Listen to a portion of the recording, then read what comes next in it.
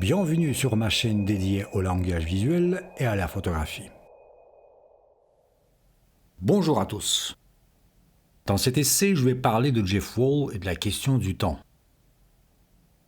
Il m'intéressait toujours un rapport entre la photographie et le temps. Et à première vue, la réponse semble évidente. La photographie peut saisir, fixer un instant.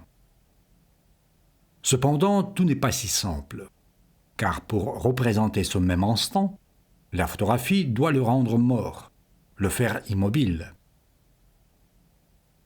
Dans cette vidéo, je veux explorer ce thème compliqué qui, comme une conséquence, pose devant nous une autre question. Comment la photographie est liée avec la mémoire? Lorsqu'il y a 10 ans, je fais connaissance avec les œuvres de Jeff Wall, photographe canadien, j'ai ressenti en elle quelque chose de très proche de moi, quelque chose qui résonnait avec mon propre entendement de l'art visuel. Il me semblait que ces photos représentaient une certaine énigme. Et bien sûr, en les regardant sur les pages d'un ouvrage sur l'art contemporain, je les voyais sous une forme simplifiée. En réalité, ces œuvres, premièrement, étaient faites pour le grand format, 2 mètres de longueur ou plus. Et deuxièmement, elles s'exposaient en forme d'équessons lumineux. Mais ce qui m'étonnait le plus dans ces photos, qu'elles étaient quasi documentaires. Et cet aspect me donnait une impression que les photos de Jeff Wall cachent en elles une certaine énigme. Il faut remarquer que c'est une question la plus récente que provoquent les œuvres de Jeff Wall. Où sont les limites entre le document et la fiction dans l'art de photographie? Nous sommes habitués de distinguer la photographie mise en scène et documentaire. Et cependant, est-ce que cette distinction peut nous aider de comprendre le problème du document et de la fiction? Comme un ombre, derrière cette question surgit une autre, celle que je viens de poser. Comment la photographie est liée avec le temps? En fait, lorsque nous posons la question du temps ou de la mémoire dans la photographie, nous nous demandons notre propre rapport au phénomène du temps et de la mémoire. Je vais commencer par la question sur les limites du document. Pourquoi elle surgit à l'égard des œuvres de Wall? Parce que la plupart de ces photos représentent une reconstruction minutieuse et détaillée des événements. Par cet aspect, nous nous heurtons déjà dans le point de départ à une fiction, à une image qui a surgi dans l'imagination. Si c'est le cas, peut-elle être documentaire? Oui et non. D'une part, si l'image est inventée, si ce qui est reconstruit apparaît d'abord dans l'imagination, ce n'est pas un document. Mais d'autre part, si une photo représente une vue réelle et un rapport des objets dans l'espace, elle porte en elle des aspects documentaires. À l'époque d'apparition de la photographie, elle a posé un problème, à savoir une photo. Peut-elle représenter une réalité objective? En langue française, et la France est le pays d'origine de la photographie, le dispositif qui projette les rayons optiques sur la surface de l'image a pris le nom l'objectif. Le rapport de ce terme à ce que nous attendons de la photographie, une représentation de la réalité objective, est évident. Mais est-ce que c'est vrai? Oui et non. Oui, parce que dans un procédé photographique, les objets du monde physique créent au moyen de la lumière reflétée une image d'eux-mêmes. Et donc cette image ne dépend pas du regard du photographe. Non, parce que la photographie élimine l'une des propriétés fondamentales de la réalité, à savoir le temps. Et donc la photographie est loin d'être objective. Mais l'affaire n'est pas seulement là. Même si on laisse de côté la question du temps, à l'égard des objets du monde physique, il se trouve que la photographie crée une image objective c'est-à-dire indépendante de nous, seulement en ce qui concerne la surface des choses, leur forme, leur texture, la lumière. Mais lorsque nous allons examiner le rapport de ces choses, même spatiales, nous verrons que l'image dans beaucoup d'aspects se définit par le photographe. Son attitude dans l'espace, son choix du moment, son état émotionnel, etc. C'est-à-dire par ce que nous pouvons appeler le regard. Il devient impossible d'éliminer de l'image l'observateur. Et du coup, en cadre d'une prise de vue, la notion de l'observateur est inséparable de ce que nous pouvons appeler la réalité physique. Imaginez que vous observez devant vous dans la rue des événements en cours de se dérouler spontanément. Ils auront un point de l'apparition, appelons-le un point de notre entrée. Ils prendront en développement une direction, des tournants. Ils auront leur culmination et leur finale. Nous ne pourrons pas faire une photo de tout l'événement. C'est impossible. Nous ne pourrons pas représenter l'histoire qui s'est déroulée devant nos yeux. Mais ce que nous pourrons, c'est choisir un moment, le capter au moyen de la caméra, et de plus, nous pourrons le faire seulement d'un point d'observation et dans un raccourci. En le choisissant, nous aurons énoncé que cette image réalisée est une essence de cet événement que nous observions. C'est justement le sens du terme « l'instant décisif » à l'époque proposé par Henri Cartier-Bresson.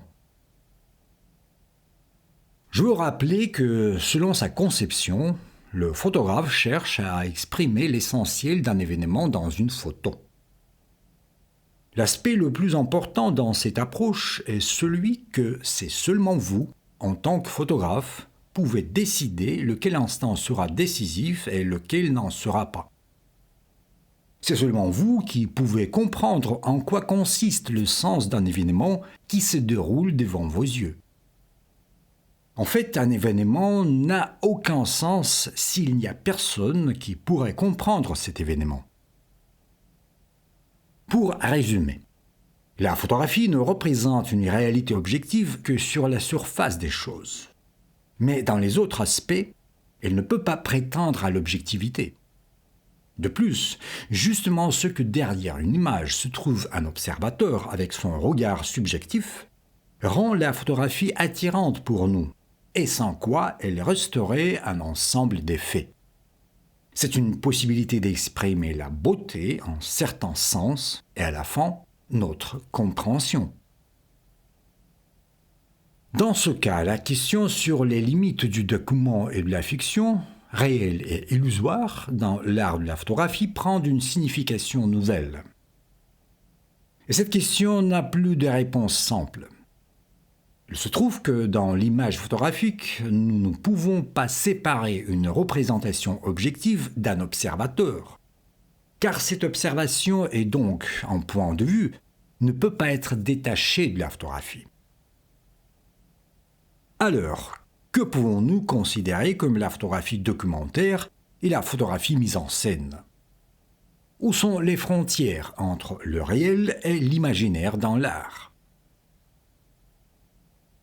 Regardez cette photo de Jeff Wall. Que direz-vous? C'est une image documentaire ou c'est une fiction? Dans cette photo, tout nous convainc que c'est un événement spontané qui s'est passé dans la rue. Le photographe s'est trouvé en bon endroit et en bon moment pour capter cet instant où se produit un geste excentrique et soudain d'un homme, une crise de colère incontrôlée. Cet homme montre à un inconnu son mépris et sa haine. Ça s'exprime par un geste et une grimace, comme s'il dirait en se moquant « Et toi, aux yeux plissés ». Cette photo de Wall s'appelle la mimique. Une bonne coïncidence, une lumière magnifique qui a éclairé des participants de cet incident. Mais supposons que cette scène a surgi d'abord dans l'imagination du photographe, qu'il a été inventé. Puis il a trouvé un bon endroit, a fait un casting, a choisi l'heure de séance Et après ça, l'incident a été joué comme dans un film de fiction. Cet événement a été reconstruit devant la caméra. Qu'est-ce que ça change dans notre perception de cette image ? Maintenant, lorsque nous connaissons que c'est une photo mise en scène, que l'incident a été reconstruit, comment voyons-nous cette prise de vue ? Je pense que cette connaissance nouvelle ne change rien dans le caractère de cette image. En fait, cette connaissance nouvelle concerne une façon par laquelle cette photo a été faite. Oui, peut-être ça changera notre rapport à l'image. Par exemple, en le sachant, nous pouvons dire que c'est un faux document, que l'incident n'a jamais eu lieu, que cette photo est un fake. Cependant, posons une autre question. Cet événement pourrait-il se passer dans une certaine rue ? Oui, c'est possible. Peut-être non pas dans cette rue, et avec ces personnes, mais c'est possible. Telle scène nous semble possible, pas de doute. Mais est-ce que c'est autant important si cet incident s'est passé justement avec ces gens-là, à ce lieu et à cette heure ? Non. Nous n'allons pas présenter cette photo comme une preuve devant le tribunal. Oui, nous pouvons considérer cette photo comme une fiction. Et cependant, sa surface reste documentaire. C'est la rue réelle, les personnes réelles, elles agissent. Nous croyons à Henri Cartier-Bresson, un photographe qui travaillait exclusivement dans la photographie documentaire, ou comme on parlait à son temps dans le reportage photographique. Et pourtant, il y a pas mal de ces photos qui ont été faites comme des mises en scène. Par exemple, tels sont beaucoup de ces portraits. Et cependant, nous les considérons comme documentaires. Pourquoi ? Parce qu'ils correspondent à notre attente d'un style documentaire. Voilà comment déterminer la photographie documentaire l'un des pionniers de la photographie pure, Walker Evans. Je cite. « Il doit être une notion du style documentaire. Un exemple du document sera la photographie de police d'une scène d'assassinat. C'est-à-dire le document a une fin utilitaire, alors que l'art n'en a pas. » Que veut nous dire Evans ? D'abord, ce qu'il ne faut pas solliciter d'un art qu'il soit littéralement un document. Il peut être documentaire, mais il n'a pas de cible refusée de tels phénomènes comme l'imagination, comme la subjectivité, comme le regard, comme la fiction. Sinon, nous le considérons comme le document. C'est-à-dire, nous éliminons de lui un observateur avec sa subjectivité et avec son regard personnel. Et comme nous l'avons vu, c'est impossible. Néanmoins, la question sur la différence entre documentaire et imaginaire ne se limite pas par le style. En fait, elle est liée à un problème fondamental, à savoir, quel est le rapport entre la photographie et le temps et la mémoire ? Pourquoi et comment ces choses sont liées ? Comme j'ai évoqué au début, on croit que la photographie fixe le moment du temps, en certains instants. On appelle cet aspect une essence de la photographie, sa puissance. Et pour arrêter un instant, la photographie doit éliminer le temps lui-même, le faire disparaître. Lorsque nous utilisons le terme photographie momentanée, ou lorsque nous disons que la photographie représente un instant, que voulons-nous dire ? Une certaine durée de temps que nous avons réussi à saisir ? Non. Ce que nous sous-entendons, ce n'est autre chose que des traces du temps, ses conséquences. En fait, le flux du temps n'a aucune division en instant et en moment. Le temps, c'est un flux inarrêtable. Telle est sa nature. Et dès que nous l'arrêtons, il n'y a plus aucun instant. Ce que la photographie capte et représente en image, c'est une phase des changements dans le monde physique. Un emplacement des objets dans l'espace, leur interaction, leur forme. Ce mot capter, ça signifie une chose simple. Le temps disparaît. En réalité, la photographie peut capter tout ce que vous voulez, sauf le temps. Si maintenant nous allons regarder le phénomène de la mémoire, nous verrons que nos souvenirs, eux aussi, ne sont que les traces du temps. Et ça rapproche la photographie de la mémoire. Par exemple, tous connaissent les albums de famille qui deviennent un abri de nos souvenirs de nous-mêmes, de nos proches et des choses différentes de notre milieu. Mais pourquoi justement la photographie est devenue une sorte d'une substitution de notre mémoire ? Est-ce que la peinture ou la gravure avant l'invention de la photographie ne créaient pas des images qui représentaient des choses ? Oui, c'est vrai. Mais la principale cause est celle que la photographie n'est que les traces des choses elles-mêmes. Et aussi, la photographie peut arrêter le mouvement que nous ne pouvons pas remarquer ou scruter en réalité à cause de sa rapidité ou de sa fugitivité.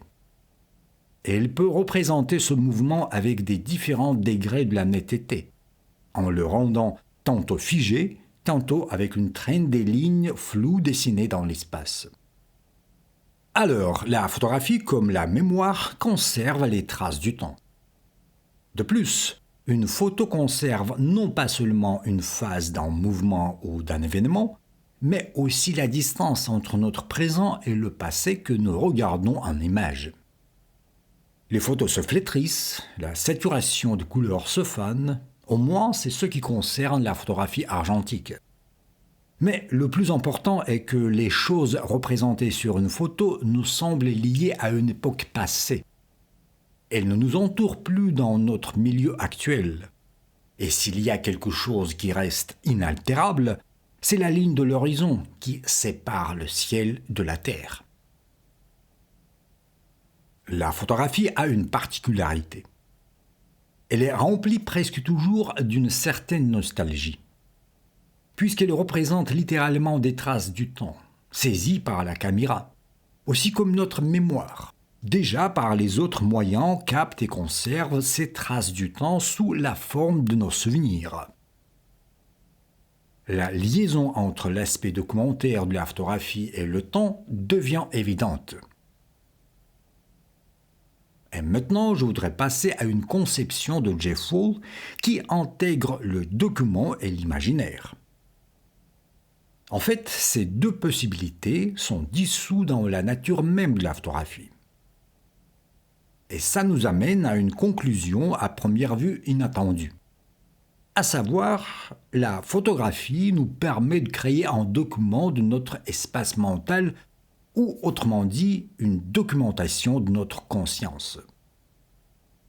Tel regard sur la photographie surgit de la méthode artistique de Jeff Wall, qui peut être formulée ainsi. L'image peut devenir l'expression de notre expérience.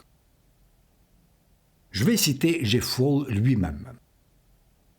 En fait, nous ne nous heurtons pas à un tel ou tel sujet pour notre photographie, mais nous nous heurtons à lui comme à notre expérience visuelle de la beauté et de l'harmonie, que nous pourrions nommer une révélation. Fin de citation. De quoi parle Jeff Wall ? Si vous pratiquiez la photographie, peut-être vous vous souvenez, lorsqu'au début, vous cherchiez tel ou tel sujet qui allait devenir votre photo, c'est-à-dire quelque chose d'expressif. Ce serait une personne, un paysage, un événement. En fait, toute chose grâce à quoi va surgir une image intéressante. Telle approche signifie que votre attention doit se diriger en dehors de vous, que vous devez toujours chercher là un certain sujet significatif, comme si l'image dépendrait de la présence de ce sujet ou d'une opportunité de le trouver.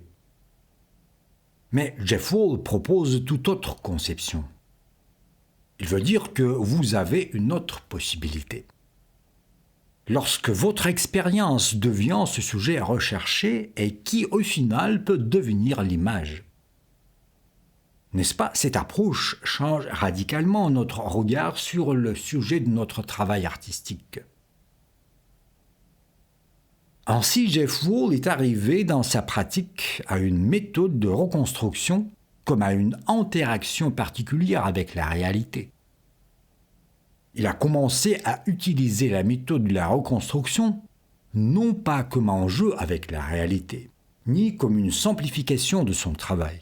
Non. Allons poser une question. En quoi une reproduction des événements se diffère des événements eux-mêmes, qui jadis se sont passés?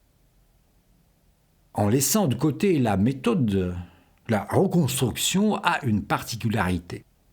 Elle est basée sur notre compréhension du passé que nous sommes en train de recréer. Autrement dit, la reconstruction sous-entend notre expérience par rapport aux événements passés. L'expérience émotionnelle, intellectuelle, psychique, spirituelle. Donc, cette image reconstruite n'est pas seulement une tentative de reproduire ces événements passés. Elle est à la même mesure l'expression de notre expérience, c'est-à-dire de notre compréhension de ce qui nous est arrivé. Je ne dis pas d'une connaissance rationnelle, mais je veux dire d'une expérience existentielle et d'un contact avec la vie. Je veux aussi ajouter que la reconstruction ne sous-entend forcément une image autobiographique. Pas du tout. Il s'agit plutôt d'un affrontement au phénomène, d'une réponse psychique qu'il provoque dans l'artiste. Voilà sur quel fondement est basée la méthode de reconstruction et quelle opportunité elle se cache en dedans. Ça signifie que la reconstruction permet non pas seulement reproduire quelque chose, mais le comprendre. Parce que vous ne pouvez pas être en même temps acteur des événements et les comprendre. Ce sont les processus différents. Pour être acteur des événements, il faut s'unir avec eux. Et pour les comprendre, il faut se détacher d'eux, s'écarter à une distance, les regarder de l'extérieur. C'est la méthode de reconstruction qui permet d'effectuer ça. Car dans ce cas, nous avons affaire à telle ou telle notre compréhension. Je vous propose de regarder l'une des très célèbres œuvres de Jeff Wall intitulée « Une rafale de vent Sedan ». C'est une interprétation libre de cette estampe d'Okusai, artiste japonais du XVIIIe siècle, que vous voyez sur l'écran. Selon Jeff Wall, l'idée de cette image lui est venue après son expérience d'affrontement à ces chefs-d'œuvre d'un maître japonais. Cet événement, cet affrontement qui s'est passé un jour par hasard dans une librairie, Jeff Wall a appelé mon expérience de vie. Comme s'il s'agissait d'une rencontre avec une personne qui vous a influencé ou d'un événement qui vous a changé. Comme vous voyez dans cette œuvre, se lie d'une façon inhabituelle deux possibilités de la photographie. Être un document et être une fiction, un fruit d'imagination. Il faut dire que ces possibilités sont toujours présentes indépendamment de la stylistique dans laquelle nous travaillons. Aussi dans la photographie mise en scène, qui à première vue ne sous-entend pas le hasard, s'infiltre toujours l'inattendu, comme la lumière, la texture, le mouvement. Mais aussi dans la photo documentaire peut surgir une situation lorsque vous direz à une personne devant la caméra « Tenez-vous ici et prenez ce truc dans vos mains ». Et en fait, ce ne sera rien d'autre qu'une mise en scène. Pour son approche et sa méthode, Jeff Wall utilisera le terme cinématographique ou la photographie cinématographique. Dans son entendement, c'est une méthode qui permet d'organiser une séance de photo comme une interaction, une action conjointe entre l'auteur et les participants, entre le photographe et l'espace. Et voilà une autre œuvre qui se présente comme une situation totalement spontanée. Le photographe a saisi d'une part une confrontation de deux hommes, ou même un conflit entre un homme et un groupe, et d'autre part, Il a créé un document qui exprime une expérience, un souvenir et une compréhension intuitive d'un incident passé. Je voudrais remarquer la composition de cette photo. Elle lie le hasard, l'imprévu à l'ordre. Et cela n'est pas la même chose qu'admettre la présence du hasard dans la photographie. L'attitude qui était évidente déjà à l'époque de l'apparition de la photographie. Regardez, ça prend un caractère d'une certaine synthèse. Le biais de la caméra et ce cadrage font entrer l'imprévu, comme si le photographe a déclenché le bouton à un moment décisif n'ayant pas le temps d'aligner le cadre. Quelques visages sont coupés et le moment de l'action montre une spontanéité dans les gestes et dans la posture des personnages. L'action se déroule. Elle n'est pas installée dans une phase spécialement pour la photo. Il faut dire que ce dernier, à savoir une capacité d'organiser une certaine action et la laisser ensuite se dérouler spontanément, demande une approche particulière, ou plutôt un talent. Et le succès commence par une possibilité de distinguer dans les actes une fausseté, une simulation, un mensonge, les distinguer d'une spontanéité et d'une sincérité. Cette approche de Jeff Wall est vraiment cinématographique. Après tout, en regardant un film, nous nous heurtons non seulement à une fiction, mais aussi à un résultat de répétition, peut-être multiple, telle ou telle scène sur le plateau. Et cependant, la vraie compétence et l'art dans le cinéma se révèlent lorsqu'une scène donne une impression des événements qui se déroulent devant nous comme accidentels et spontanés. C'est peut-être par cette raison que dans sa pratique, Jeff Wall évite l'expression « la photographie mise en scène », parce qu'il compte que ce terme ne peut rien expliquer. Comme j'ai dit au début, la question sur le rapport entre la photographie et le temps et la mémoire s'adresse à nous-mêmes.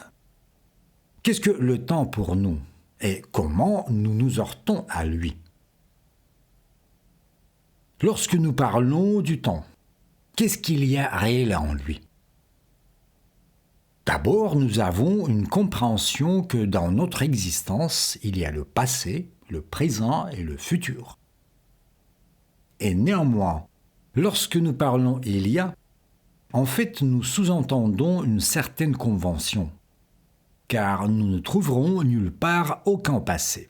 Il n'existe pas. Et lorsque nous disons qu'il n'existe pas, nous voulons dire qu'il n'existe plus.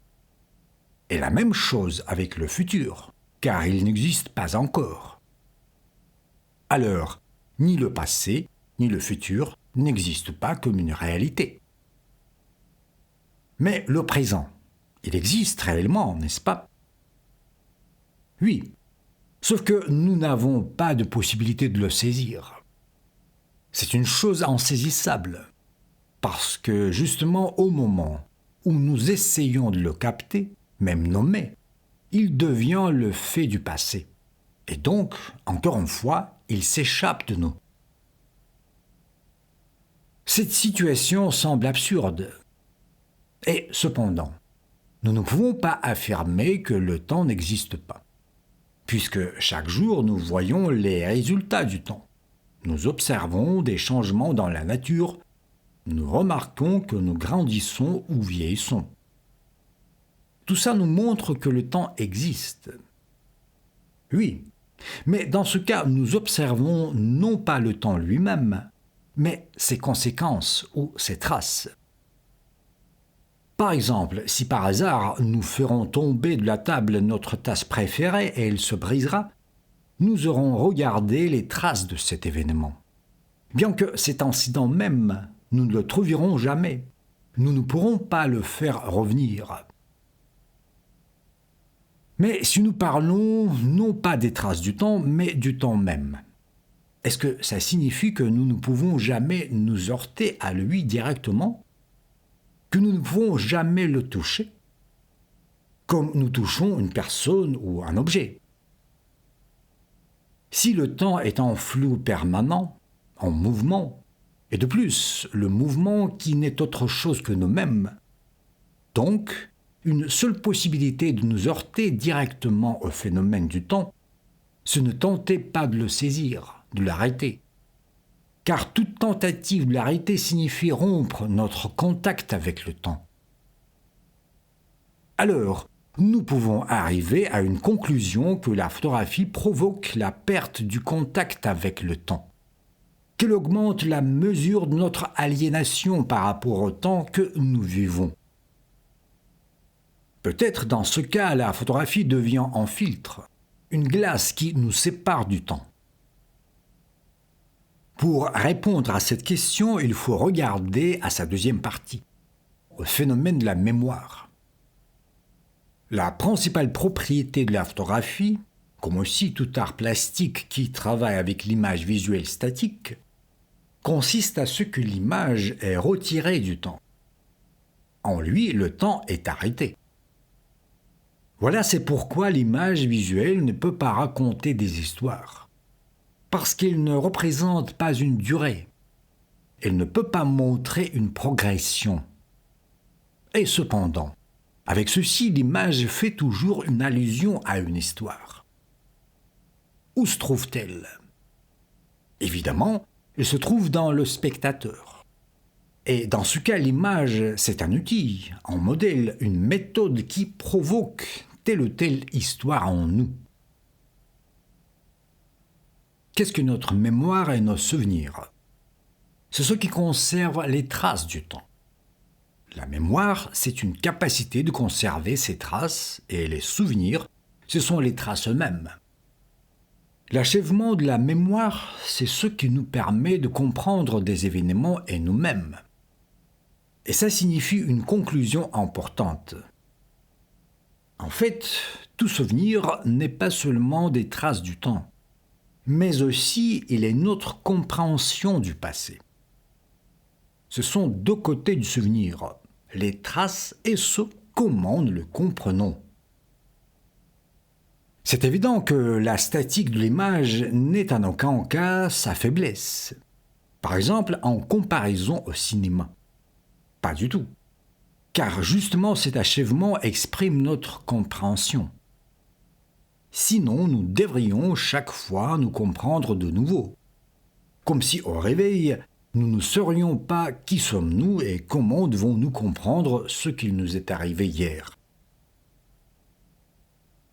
Revenons à l'œuvre de Jeff Wall.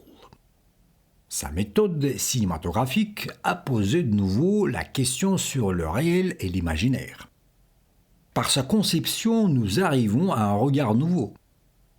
Où se trouvent les limites du document dans la photographie?